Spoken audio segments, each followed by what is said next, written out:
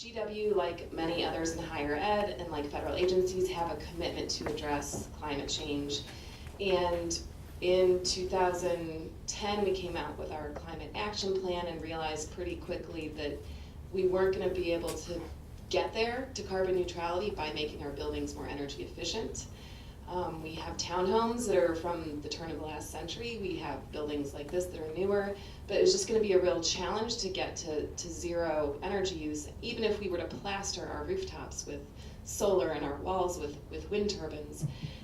So that wasn't going to get us there, and so we just had to figure out how to change our source of energy. And there were some very important thought leaders that helped us get there, from World Resources Institute, World Wildlife Fund, Rocky Mountain Institute, who helped us really get our heads around. And in the early days, it was mostly World Resources Institute. How could we do this differently?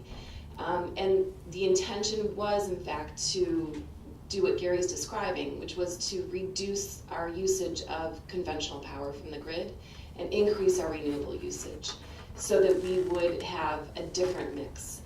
And that's in fact what we've been able to construct with this deal, and we've been able to do it in partnership with 2 other entities. And I think it's worth noting around what's different about this project is we did start out having this be a public-private partnership as well. We went to bid with American University and George Washington University and the District of Columbia government.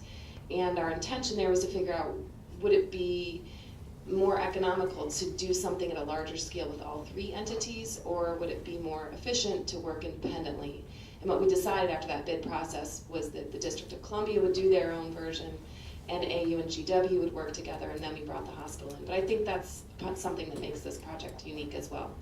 The other thing I think that makes it unique is that it is, while it's in our grid, it's not on our campus.